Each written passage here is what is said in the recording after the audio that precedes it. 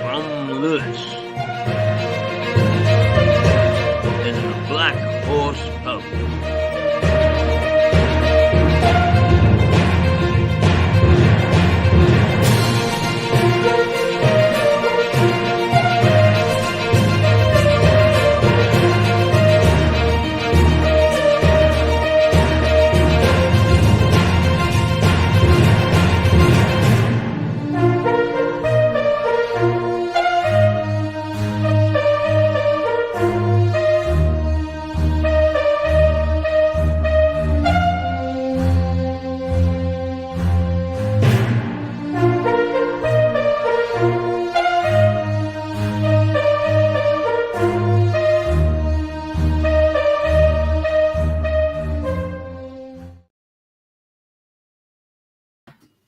Well, good morning. And you can see the support staff in the background, busy there. Good morning, Ada. Morning. Do you know, I'll tell you something. This lady impresses me enormously. She gets to work very early, almost as early as me. The first thing she does is she phones her family. And the first thing she does once the phone rings and it's answered is she tells them that she loves them. Now, there is a role model for us all. If everybody did that, we'd be a much happier world, let me tell you. So take a look at her. Look, she's a lovely, lovely lady, and that impresses me the hell out of me, believe me. She's my favorite lady. And she makes me coffee.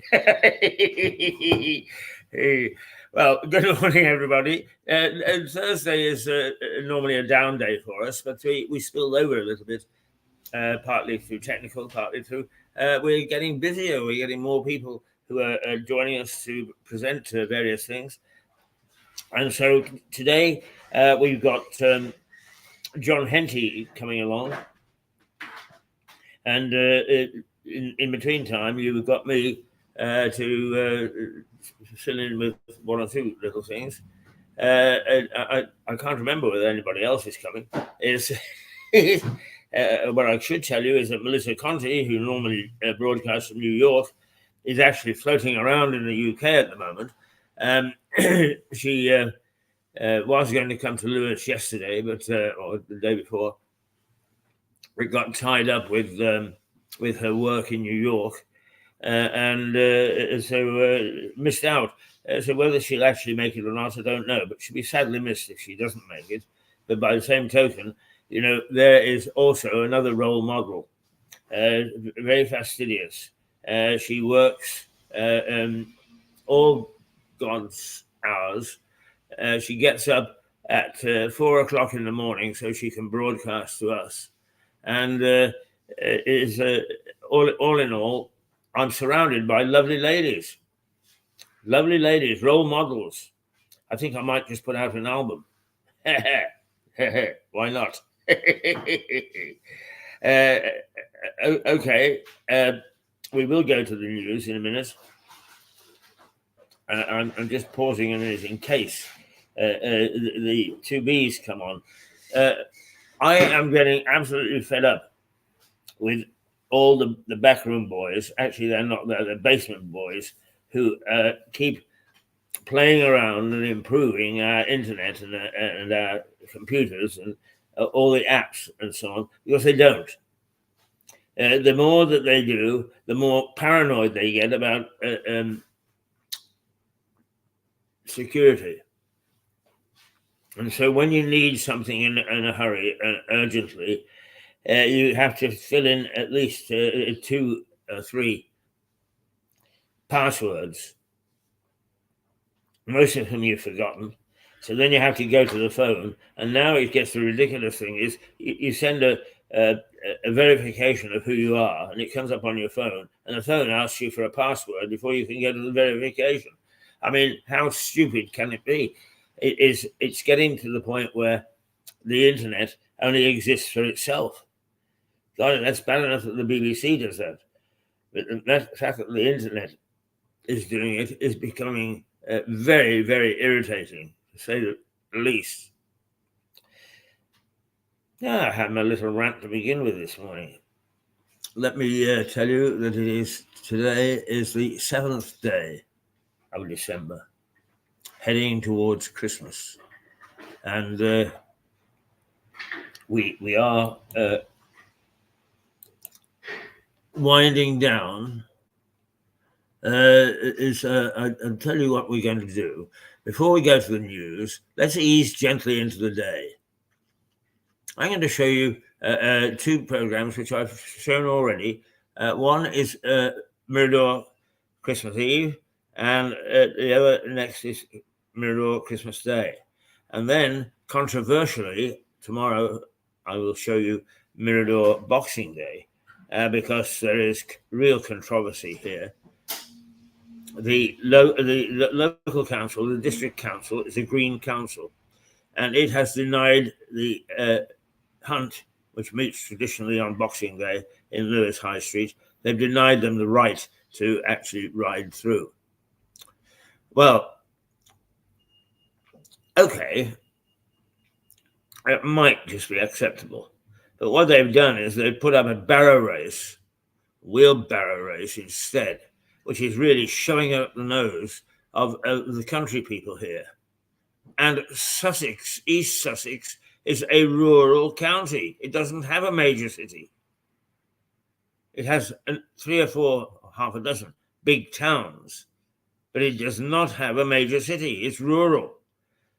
And for these people to stick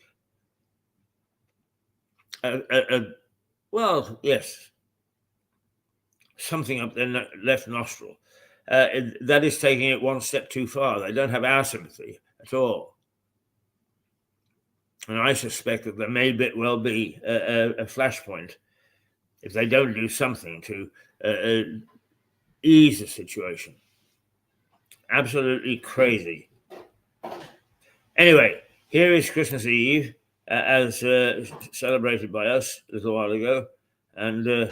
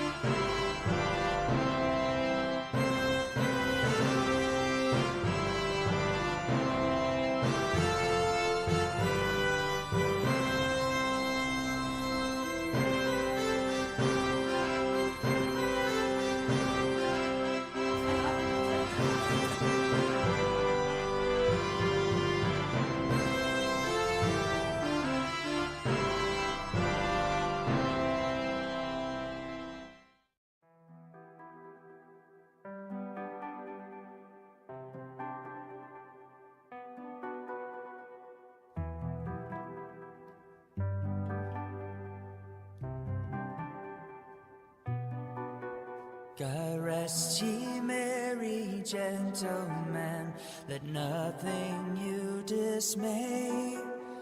Remember Christ the Savior was born on Christmas Day, to save us all from Satan's power when we had gone astray. Oh, tidings of comfort and joy. Oh, tidings of comfort and joy.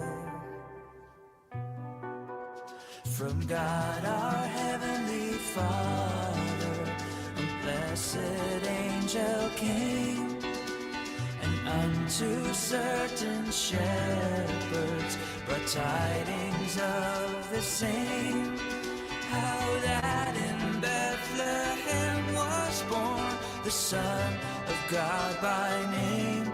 Oh, tidings of comfort joy. Oh, tidings of comfort and joy. Comfort and joy.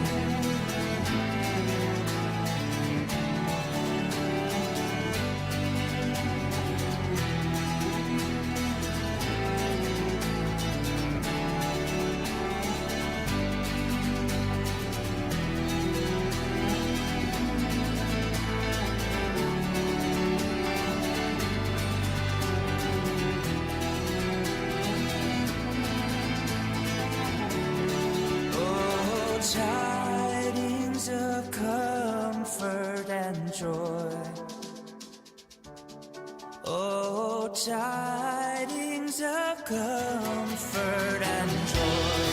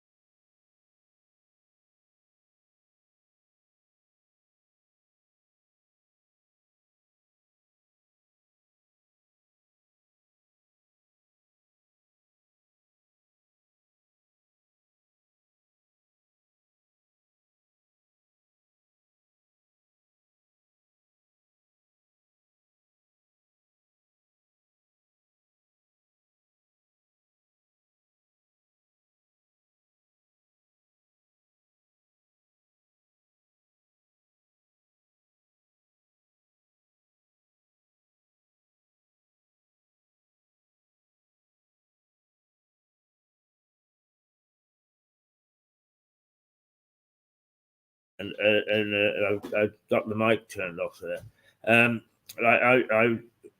There were Boxing Day and Christmas Day, and we'll have the Christmas Eve and Christmas Day. We'll have Boxing Day tomorrow, and I was just saying when you couldn't hear me, what a momentous day it's going to be.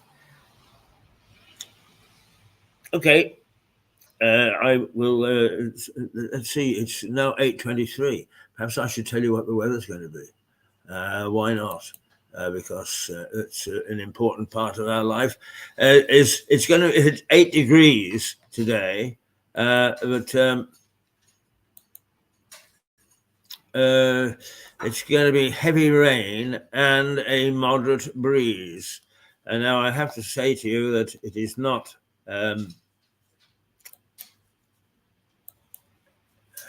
Let's see. Right now. Well, in Bognor Regis it's 7 degrees, so I would assume that it's about the same here. But it's going to be. Oh dear, we managed to cock that up as well.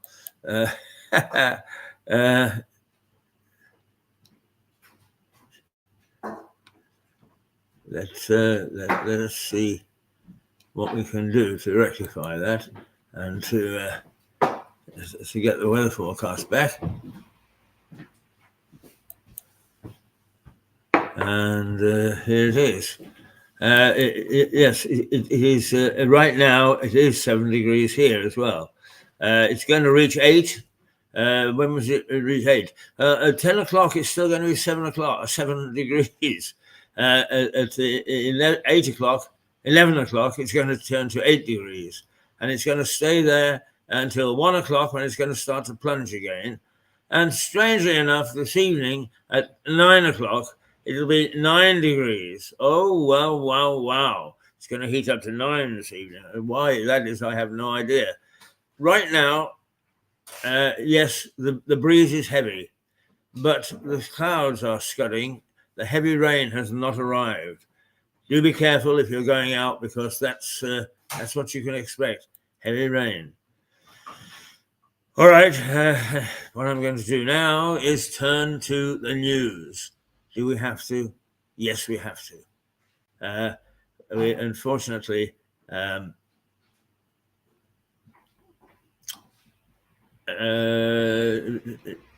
let's see. I managed to switch that off, didn't I? Yeah. Here's the news coming up.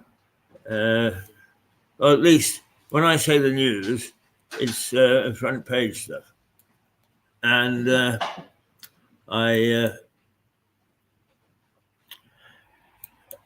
have already taken a quick look at them, and the Tories can't help but get themselves in turmoil. And you get the feeling is that they are full of do-gooders.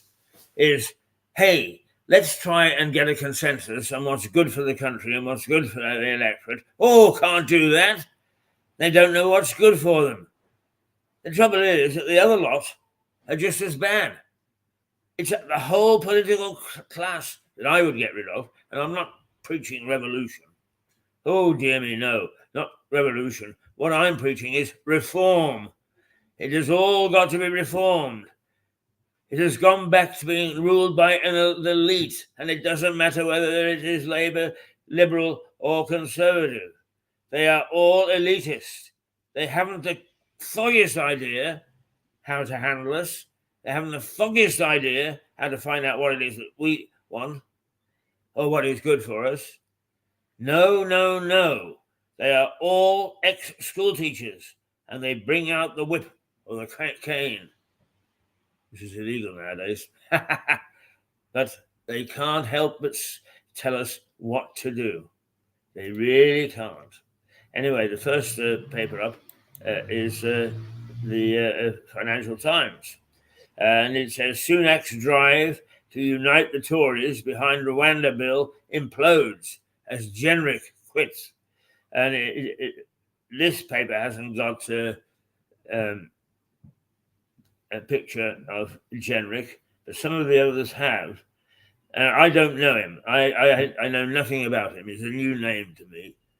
But he looks like a self-serving, satisfied little to me. The Financial Times leads with Rishi Sunak's plans to unite his party behind the Rwanda bill. And it says it's imploding after the resignation of Immigration Minister Robert Jenrick, who wanted a tougher approach to the asylum policy. Boris Johnson also appears on the front page, admitting his government vastly underestimated the dangers posed by the pandemic at the UK's COVID-19 inquiry. And that inquiry is another bunch of do-gooders and smarmy smart-asses. The fact of the matter is, at the time, and those of us who were shocked by it, oh, lovely. Thanks, Ada. I'll get it right one day. We remember that the resistance to any sort of lockdown and even to actually to being injected was enormous, was immense. And now, because eventually he did it, he's being pilloried. I have no brief for Boris any more than I've got brief for any political party. In fact, I say a curse on all their houses. But I don't like injustice. And these people who are sitting there in the House of Commons, the privileged House of Commons, I may say, are just smarmy smart-asses. They really are. And it's time that we got some decent people in there.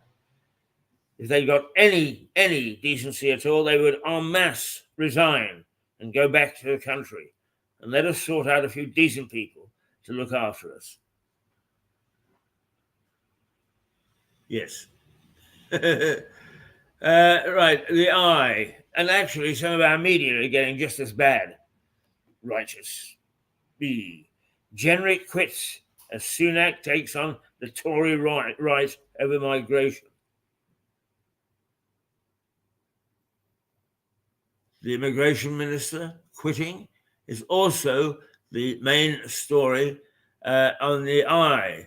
It writes that the Prime Minister accused Mr. Jenrick of fundamentally misunderstanding the situation by calling for the legislation to go further.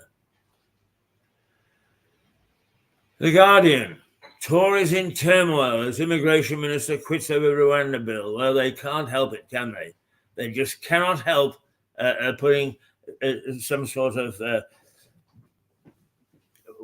what's the word? Oh, thank you, Ada. That's very, very kind. I've just had my coffee brought to me. Oh, in fact, you probably can actually see Ada bringing the coffee. Is a wonderful, wonderful lady. She really is. And if I could put her on the front page, I would. As it is, we've got to put up with idiots. No. Let's go back to the gloom and the doom. Oh dear. Deluded Johnson condemned as he denies major COVID mistakes. It can't help but editorialize, can it? Tories in turmoil, headlines The Guardian. It writes that Mr. Sunak's government has been plunged into further crisis following Mr. Jenrick's resignation. Oh dear. The Daily Telegraph. Immigration minister quits as the Prime Minister warned of electoral oblivion. There's a picture of Suella Braverman reading a statement in the House of Commons. The former Home Secretary, Suella Braverman, giving her resignation statement on the day the government published its draft bill, appears on the front page of the Daily Telegraph. She told the Commons the Conservative face electoral oblivion if the government introduces another Rwanda bill, destined to fail. The Times. Snacking Britons lose their appetite for 3 square meals a day. Well, that's the banner headline. I doubt if they tell us much about that. No, it does. The Times leads on Mr. Jenrick and his exit from the government, but the paper also reports that large numbers of Britons are ditching 3 square meals a day, and almost a third of us sit down for 2 meals a day and replace a third with snacks, according to a Waitrose survey. Well, at my age, my eating habits are all over the place, but I can understand that we don't sit down for 3 square meals a day. There's a question of obesity, and there's a question of good and bad health. Where does it leave us? Perhaps we need a whole new look at the way we live. We're bombarded with all sorts of organic foods, suggestions as to how we should make our meals and so on. But I wonder whether, in fact, all it is building misery on misery, and that, in fact, what we should do is have a proper, perhaps even an inquiry into how we eat, what we eat, and what's good for us to eat. And when we've decided how best to eat, is to set a situation in progress so that we... no, that's not me. That's Ada's phone. I hope it's her family phoning her to tell her they love her, because she deserves it.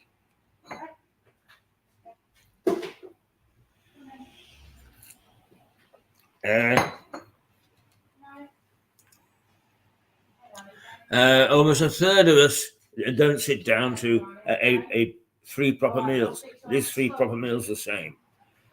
Is that the real way? I know it's the way that we've always done it traditionally. Believe it or not, in the post-war years, the biggest meal of the day was breakfast. We had a heavy lunch, and then that's where tea time came from, because in the evening all we had was sort of sandwiches and cakes and cucumbers, and sometimes not even that, just baked beans on toast. Now we tend to go for dinner in the evening, and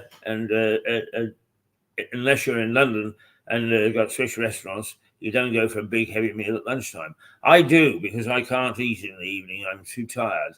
But I get up at 5 o'clock in the morning, so please don't think that I'm lazy. I'm lots of things, but lazy I am not. So anyway, that's the question of how many meals a day we eat. The Daily Mail it asks the question that I ask: will the Tories ever give up fighting each other and start fighting Labour? It looks as if it's not been interested, or that it's given up. It's accepted that it's going to lose the next election. The Daily Mail uses its front page to ask if the Conservatives will ever give up fighting each other and start fighting the opposition. Meanwhile, J-Lo appears on the front page in an outfit she says makes her feel bulletproof. Oh, what's that? J-Lo wowsing a crazy look that makes her feel bulletproof. Dear. Oh, dear. Yeah, well, it's worth buying the paper to take a look at that photograph. Daily Express: 5 million to retire early, fearing the world has moved on. Well, that's only a banner headline. And the other banner is "Live for Now, Why Dame Judy Doesn't Plan for the Future." Those are stories in the Express that you have to buy the paper to read. But Jenrick quits in revolt over PM's Rwanda deal. Jenrick quits in revolt, headlines the Daily Express, saying Mr. Sunak's cabinet has been rocked by the resignation. Ooh, they didn't see it coming? Ooh. Metro: Boris Johnson at the COVID inquiry, sorry for your loss. And the Metro leads on former Prime Minister Boris Johnson's appearance at the UK's COVID inquiry. This is more like Star Chamber. The paper reports on Mr. Johnson apologising to millions who lost loved ones during the pandemic, during the first of a 2-day grilling. Mirror. Okay, it's Johnson in the dock. Oh, Mirror couldn't wait for this. The dead can't hear your apologies. Furious bungling ex-PM says sorry to COVID victims' families for their pain. It doesn't say who the fury is coming from. Johnson in the docks of the Daily Mirror, as it writes that Mr. Johnson was condemned by bereaved families.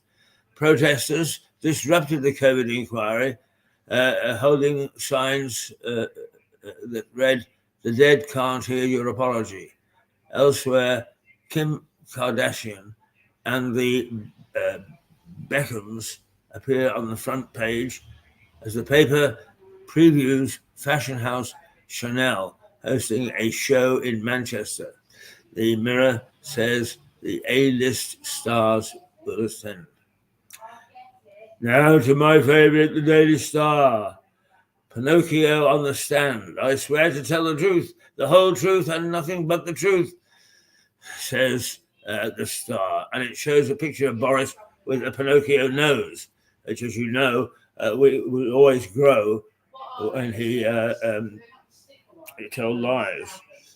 So the Daily Star mocks up a picture of Boris Johnson as Pinocchio on the stand at the COVID inquiry. The Sun excluded its tough love. Queen of Mean dates Queen's ex, TV Anne and Camilla's first husband. Oh, this is Anne Robinson, who got her. I mean, she was a presenter one time, and as I recall, it was a consumer program, and then she moved on to the quiz show where she was terribly rude to everybody. The Sun reports that the presenter Anne Robinson is dating Andrew Parker Bowles, right, first husband of Queen Camilla. It says the pair have been in a relationship for a year. Wow. Now, I have, unfortunately, it's a good job that Philip Meredith, one of the two Bs, didn't plan to join us this morning, obviously, although he would be very welcome. He always is, and so is Richard Barton. But I would have not been able to stop crying over him because he is a lifetime fan of Manchester City. And guess who beat them last night? Well, it's Aston Villa, my team.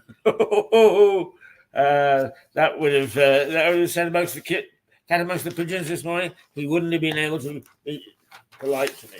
I know. Oh dear. So out of the gloom and doom, for me anyway, this morning, there's good news. And for poor Philip, I'm afraid that he's having to swallow his disappointment.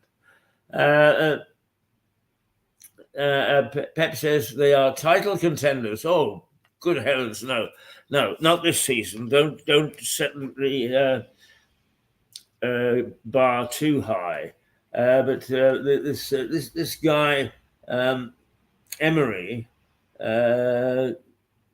is what's his first name?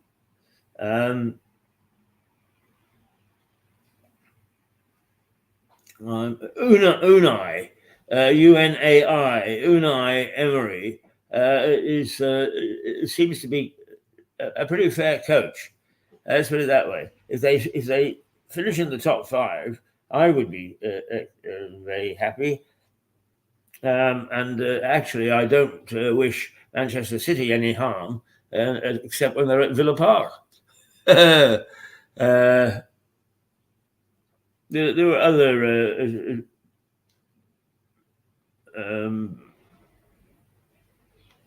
results last night. Manchester United came back against Chelsea 2-1. How are the mighty fallen? Poor old Chelsea are having a bad time. Fulham 5, Nottingham Forest 0.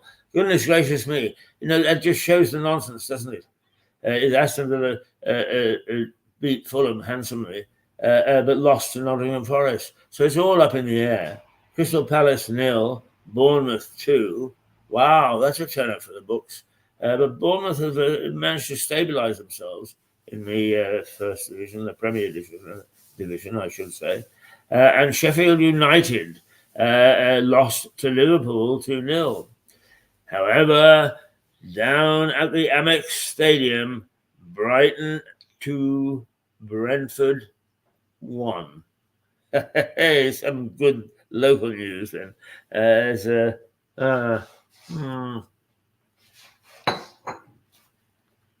Well, that's yes. Ten Hag is off the hook for the moment, and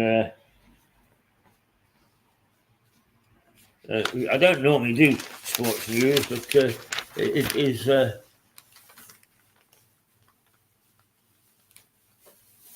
It is.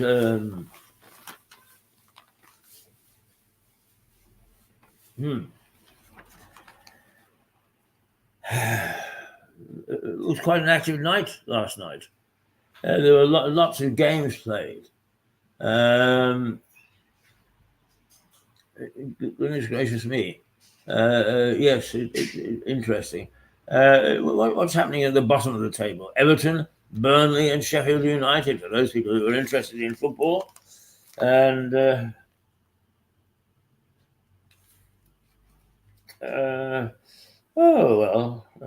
at Bruce Sastonville is a third. I won't dwell on it. I will not dwell on it. It is now 8:45, and I wonder if I can find another Christmas offering or not.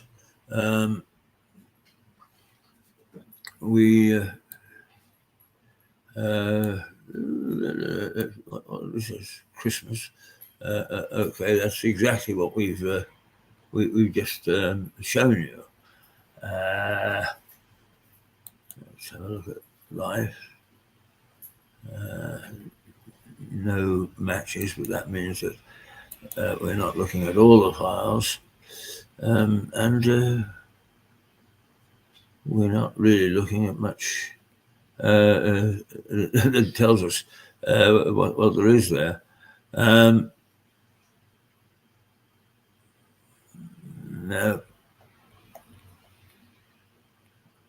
No, you just have to put up with me ranting and raving, I think. Let's just go back to Boxing Day for a moment. People might well say, hang on, Keith, aren't you rabble-rousing? Aren't you trying to stir trouble? No, I'm not. I just think that local district council, by cancelling the right of the hunt to go down the high street and substituting a barrow race, it just shows the paucity of their thinking. Is that is just being mean-spirited. Lots of people do not like the hunts. The hunts. Bye, Ada. Thank you for the coffee.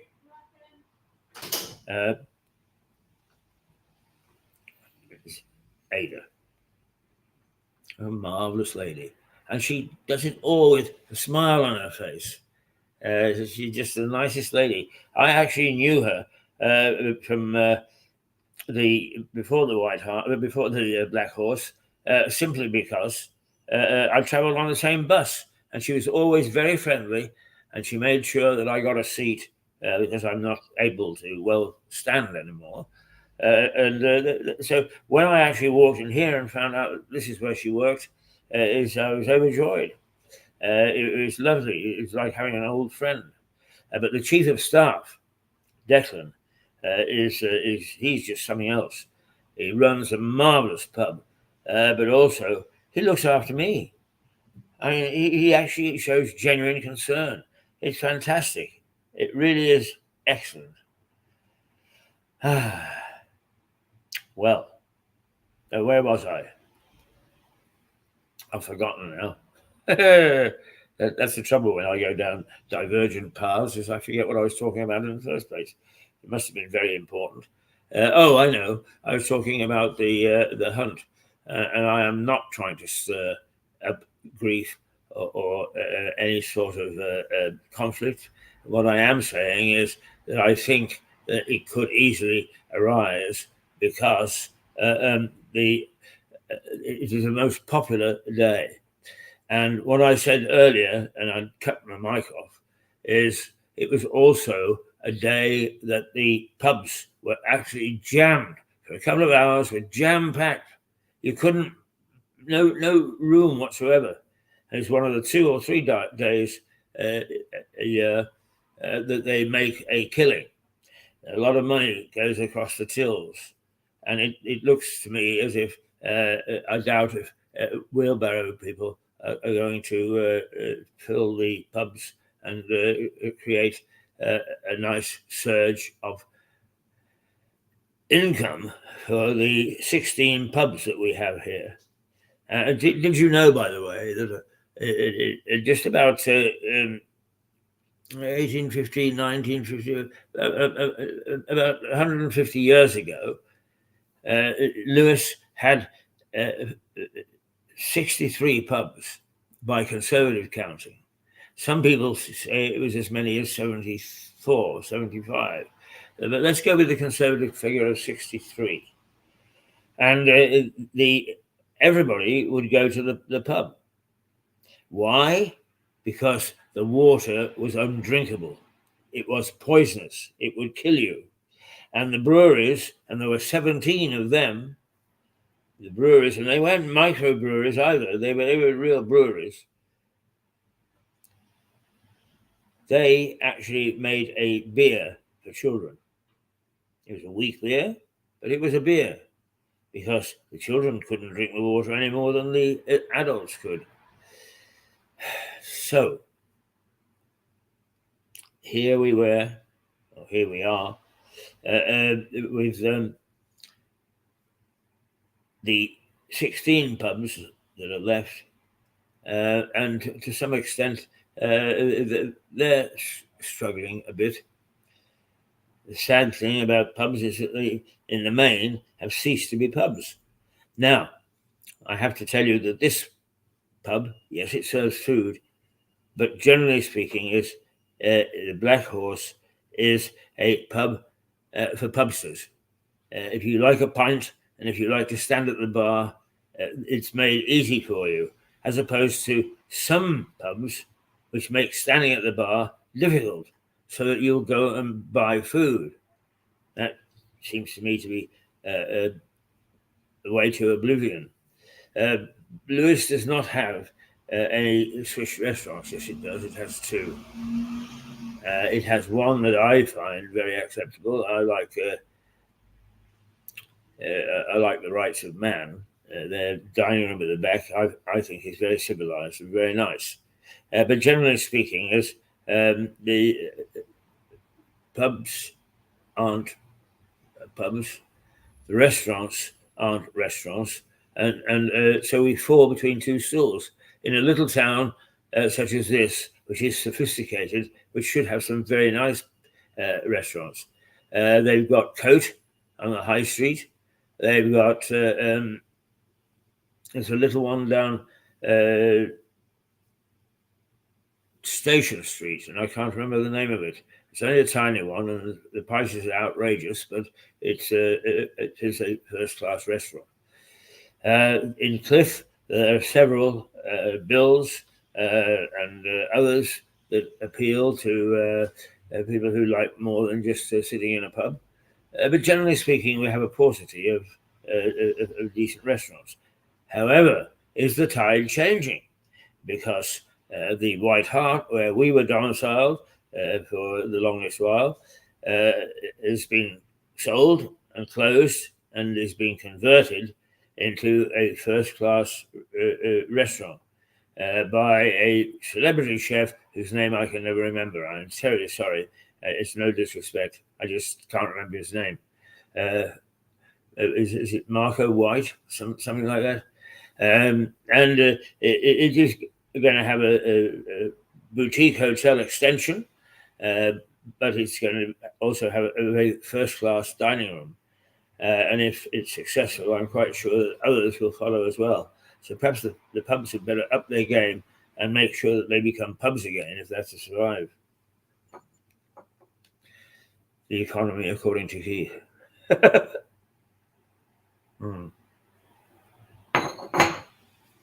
Okay.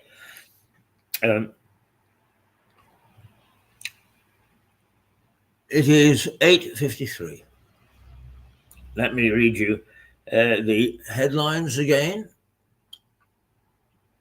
and give you the weather. Here we are.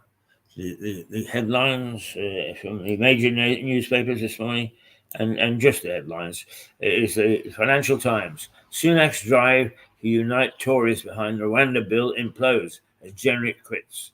There is a picture of Boris on the front page at the COVID inquiry. The Eye, Jenrick quits as Sunak takes on Tory right over migration.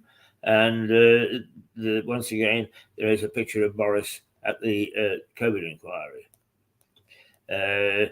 The Guardian, Tories in turmoil as immigration minister quits over Rwanda bill.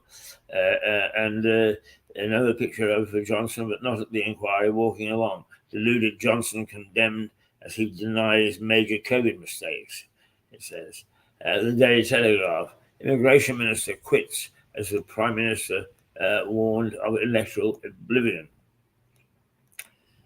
The Times, the Rwanda bill is doomed, says Jenrick as he quits. And again, this Boris on the front page, sorry for the disaster of COVID. The Daily Mail, will the Tories ever give up fighting each other and start fighting Labour? Well, now, Boris is replaced on the front page in terms of its office. J-Lo wows in a crazy look that makes her feel bulletproof. As I tell you, oh dear. It is semi-revealing.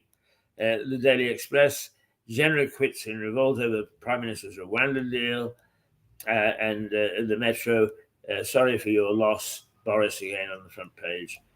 And the Daily Mirror, the dead can't hear your apologies, a bit dramatic.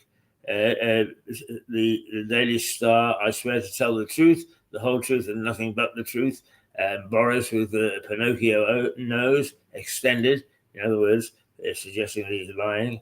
And the Sun, Queen of Mean, Anne Robinson, dates the Queen's ex, TV's Anne, and Camilla's first husband. Indeed, Camilla Parker Bowles. So that's it. I said I'd tell you what the weather is, and I will. He said. There we go. It's going to hit 8 degrees. It is at the moment it's 8 degrees, so it's got as warm as it's going to get right now.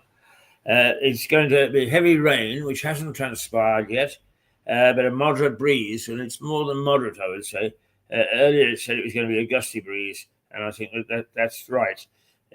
The pattern of weather throughout the day is getting no warmer now. By 1 o'clock, it'll have gone back down again till 7, and it'll stay at 7 until 8 o'clock tonight. Then it'll go back up to 8 and 9, and it'll stay 9 throughout the night until 2 o'clock in the morning, when it'll dip again. The rain is, we're expecting heavy rain, but it's not transpired yet. It will be raining by 1 o'clock, it suggests, and will get heavier and heavier as the afternoon and evening transpires. So there you are. That's all the vital statistics for Lewis. I'm going to sign off now. I think you probably heard enough from me as it is, but at least we've got the station underway. We're here. We're talking to you.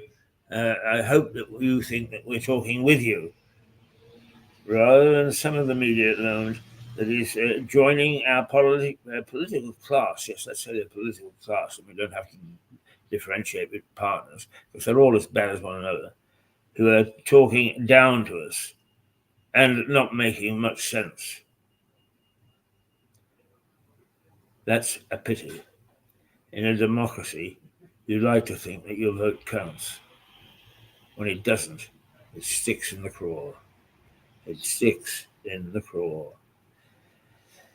Okay, let's say toodle-pip for 5 or 10 minutes, and we'll be back. We'll see what we can find for you today.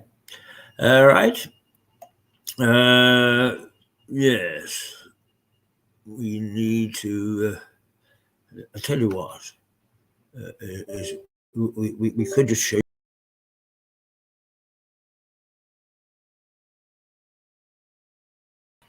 I thought that we'd got some stockings up there, but they appear not to be there. There they are. Why are they not? Oh, I see. Now.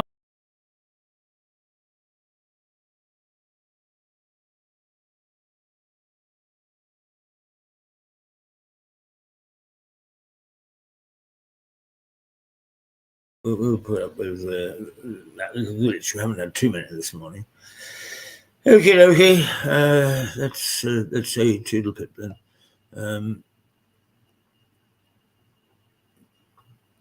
In our usual way,